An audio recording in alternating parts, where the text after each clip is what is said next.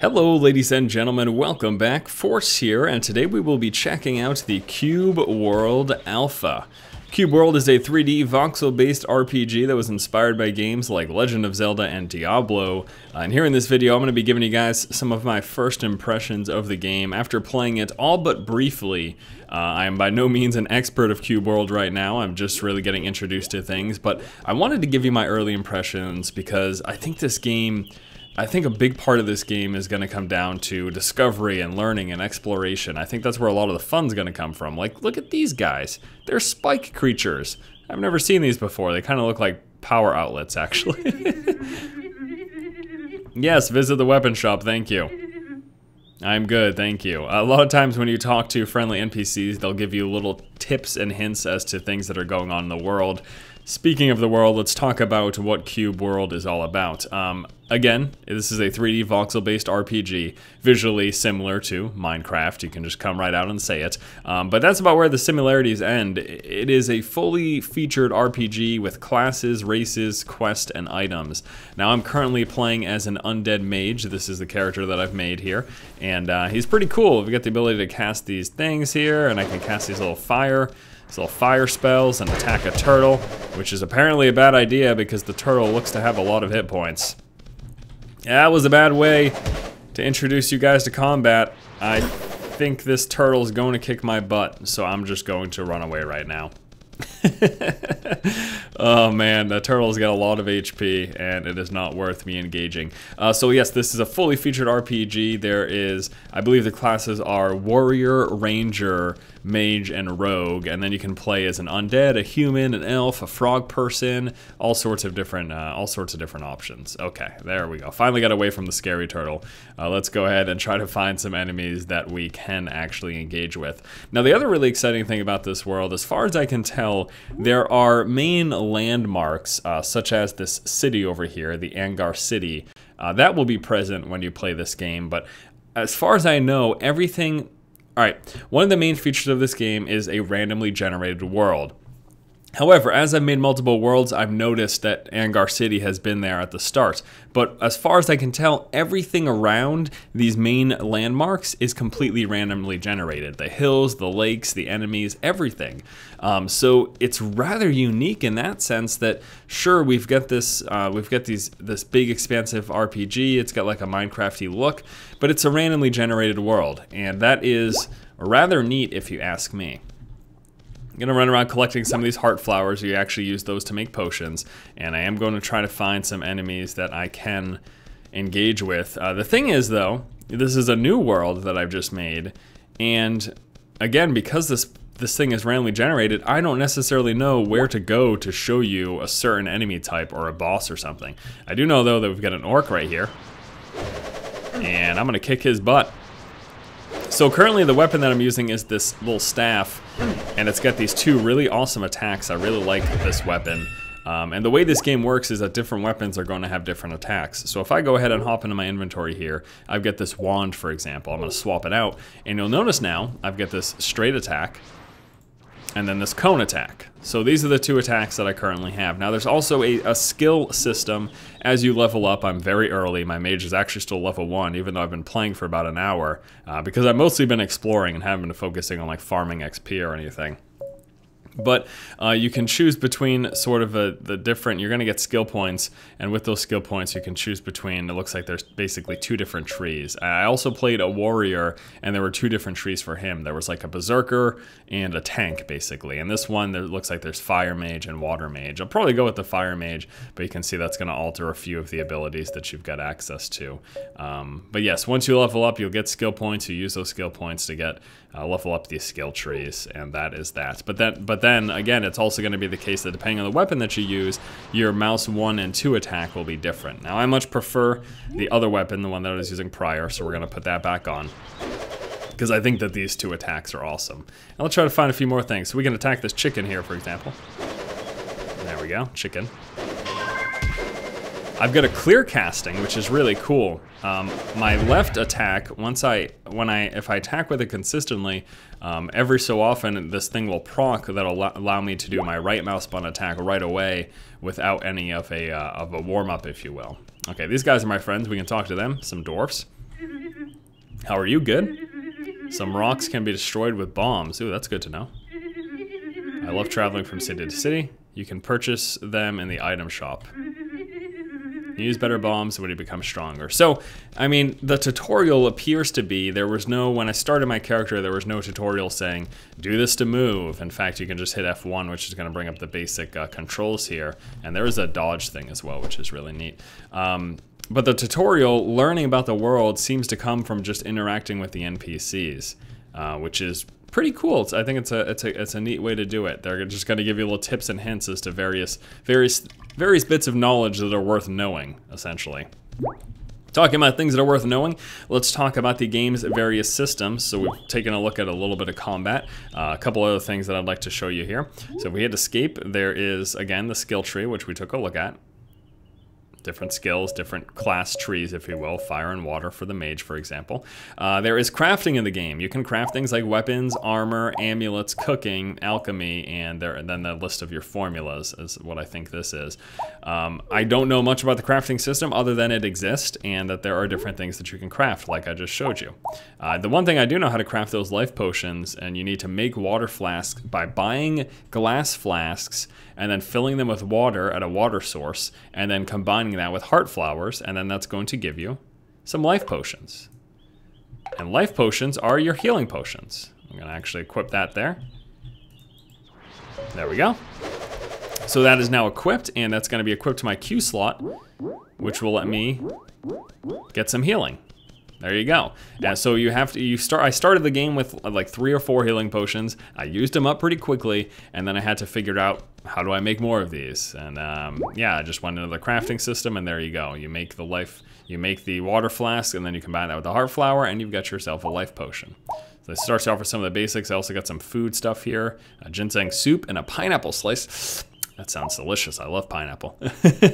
And it looks like I can make some armor as well if I get myself some silk yarn, which requires a loom, and that kind of stuff is within the towns. And again, if I were to go back to Angar City, in fact, why don't I'm gonna head in this direction over here. We'll go up to the mountain, and then we'll loop back across through that dark area and head back to Angar City. We're gonna probably wrap up in the city, where I can show you there's different shops where you can buy various things. There's basically like an armor and weapon shop. There's like a crafting shop where you can buy the glass flasks and things like recipes. There's also an inn. If you rest at an inn, that's gonna heal you up. Okay, so his name is in red. As far as I can tell right now, the nameplate over the enemy indicates its strength in relation to you. So notice this guy's name is in blue. We're gonna attack him and watch how we do. We do pretty good. Our attacks do good damage, taking away a significant portion of his HP. There's a clear cast, you just heard that there. Great, he dropped a copper coin. Now, so his name was in blue, I believe? He was fairly easy to take out. Let's attack this raccoon and watch this. Okay, I need to hit him first. Look at how I do like no damage to him, and then I miss a lot of time. So as far as I can tell, I don't see any indication of levels or anything like that when it comes to enemies, but if you look at their nameplate, based on the color, that's going to tell you how difficult it will be for you to engage them. Red is bad. You hardly hit them. I miss a lot of times, and they do a lot of damage. So I run away from red guys and let them de-aggro, just like that. So he was tough. Let's try this guy here. His name is in orange. All right, I'm doing some pretty decent damage to him. I'm confident that I can engage him and win a fight. So we're just gonna sit here and do this. There we go, wonderful. All right, let's test that theory once again. We've got some red guys right over here. I'm going to try to engage with them. I did practically no damage. Practically no damage. I mean, I'm still dealing damage, but it's much, much harder. You can see, and then he's nearly got me killed right now. I could still kill him, but he's obviously much harder. So again, as far as I can tell, the nameplate color is an indicator of how hard it is to engage with an enemy. Let's go ahead and heal up with a potion here as we continue to run away. So I'd like to talk briefly about this game and sort of what has drawn me to it or what I like about it. Now, I'm not a Minecraft player. I'm not someone who's just here because voxels and cubes, and this reminds me of Minecraft, but with a more fully fleshed out RPG system. I want to play it. No, that's not anything that I've ever been really into. I played Minecraft briefly, and that's not because I think Minecraft's a bad game. I just never really got into it. But it's this idea of this fully randomized world, and with these fully fleshed out RPG systems that really has me pretty excited. Plus, after watching a few videos and now after playing the game briefly, I can say the combat's good. Like, they do a good job of making combat that feels good. And what does good feeling combat mean? Good feeling combat means you, the player, and the enemies you interact with respond properly to attacks. So getting knocked back or just taking physical hits. And then also, besides the visual portion of it, there's also the audio, the sounds. The sounds that make when you connect with an enemy, when you do an attack, when enemies connect with you. It all just looks, feels, and sounds very good. The combat system is just really great. We also have this ability to dodge. So wish you would go a little bit further than that, but I don't know. That's what that is. But yeah, it's those things combined. A randomly generated RPG world, even though the visual aesthetic isn't necessarily the alluring point to me, I think it's everything around it that has me really excited for this game. So let's just kill a few more things and then we'll go into town. Looks like we're pretty much there. Oh, terriers. I love terriers. Little cute puppies. You're so cute. Hello, terrier. I love you. I love you. Okay, let's we're in this city right now. I want to head outside briefly. I want to just fight a little bit more. And oh, is there a few more things that I was trying to show you guys? So we looked at crafting. There's also the backpack here. I don't know why you just picked up that ring. Put that back. There's also the backpack here, and all these can be done with hotkeys. B, C, X, and M is for the map. This will bring up the entire map of the world. And then all those little blue tiles, once you go over them, the landscape will be randomly generated, and then you can walk to it. And why don't we go to this big sword crossing thing? Because I actually don't know what that is. I think it's probably going to be something like a boss fight, which is probably something that I can't really do right now. Like, there's a good chance if I try to go to a boss fight, I'm going to get my butt handed to me. But we can at least check it out, right? So let's go ahead and head to the mountain, to that big crossing swords. The crossing swords. Sword crossing, that's what we'll call it. So beyond this first impressions video, if I continue to play this, I will be certain to come up with more coverage because, again, I just think that this is a game that initially really, really appeals to me. And if that holds up over time, you bet your butt you'll see some more content on the channel. It's just, I'm a skeleton mage. How baller is that? And you know, this isn't a knock on the graphical style, because I actually find I find the style appealing. I think it's a very charming looking world. But I just imagine a future where you can have a more, I guess, visually up-to-date RPG world that's like this and randomly generated. I mean, that will be just mind-blowing crazy. But again, that's not a knock on this. Okay, here we go. Defeat the ruler of the mountain. So this is like an area quest, and this is, I am assuming, because I've never seen anything like this before, that this is basically what that sword icon was leading me to. So here we are in the mountains of Ikoria, and we must engage with the ruler in Ikoria Mountain. And we've got a bunch of enemies all over this thing. Got some human enemies over there. There's so much I find appealing about this game.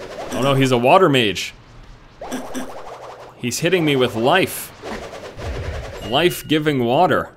What a jerk. Why would you attack me with life-giving water? There's another human right here. We will, I do want... Oh man. Oh man, there's humans all over the place. Let's try to avoid those guys. I'm gonna go over this way. Come on, jump, jump, jump, jump, jump. Alright, whew. I just want to get a view from the top here. I climbed a mountain. Oh my lord. There's a lot of guys just all clumped up together. Ah, AoE attacks plus a stun for the Raffle. Nice clear casting, hitting all over the place. Man, this mage seems a little OP. If I do say so myself. Nice. Alright, so where is the ruler of the mountain? Is he going to be... Let's zoom in here. Oh no. Didn't mean to walk into those guys. I think I'm heading in the direction of where the ruler's. I don't know that the ruler... I think I just kind of have to find him. I don't know that he's necessarily going to be right where those sword crossings were. I wish that he was, but... And I'm probably not going to spend the whole video just walking around trying to find him.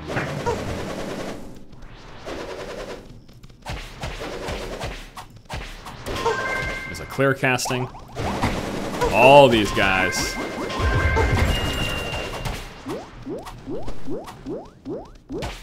I got you.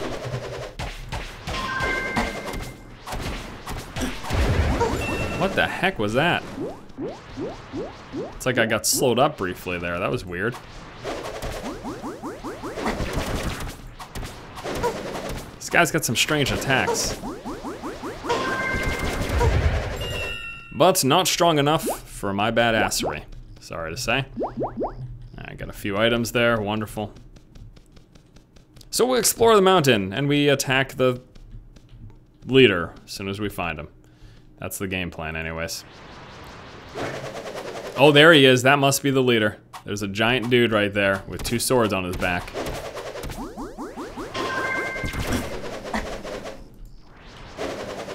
I have to assume that that's the leader. What the heck? Oh no, I wasn't paying attention to my health. No. Oh man, where? Oh my, what? No, thank you. Ooh, okay, well this is what we have to wrap up with.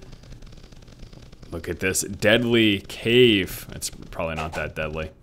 Although there are some scary enemies here. We also got some iron deposits there, so that's exciting. And there's a bat chasing me and a cat. Come on, I don't want to hurt the cats, man. That's really disappointing that they would have a cat attack me like that. All right, well, I think we can probably just cut this video. I mean, there's just, you know, it's a randomly generated world. I could just walk around forever showing you guys stuff. But needless to say, my first impressions of this game are fantastic. I just really like it. I really think it's really awesome. Now, this is still just the beta, so we can expect plenty of additions and changes in the future, I'm sure. And if I keep up with this game, then coverage will continue on the channel. So, as long as I keep playing, expect to continue to see coverage. I probably need to dodge more, huh? That's probably a good idea. Alright guys, so once again, this has been Force checking out Cube World, the 3D voxel-based RPG, randomly generated world, fully featured RPG with classes, races, quests, and items. It's available right now. You can buy yourself into the alpha for 20 bucks, or I believe 15 pounds is the other currency available for purchase. And yeah, if you don't want to purchase right away though, and if you don't want to buy into an alpha, you can also try the demo. There's a demo available as well. You can try the demo, see if you like it. If you like it, you can buy into the alpha, or you can wait till the game's in the beta or fully finished. But hey, why not hop in now while the game's still fresh? It's not a bad idea. All right, thank you for watching. If you like the content, please subscribe. Keep watching and keep owning. I don't remember where he was, where that Minotaur was. Yeah, he was over here. There he is. I'm gonna run away from these guys. Try to de-aggro them. And try to kill that there Minotaur. I don't know if we can do it, guys. I'm gonna give it the old college try. First I gotta have these guys de-aggro. Looks like they have de-aggroed. All right, Minotaur. He might not be the leader though. I'm assuming he's a leader because he's huge and he's got 2 swords on his back. I mean, that's usually the guy, right? The guy that's huge with 2 swords on his back, he's usually the one.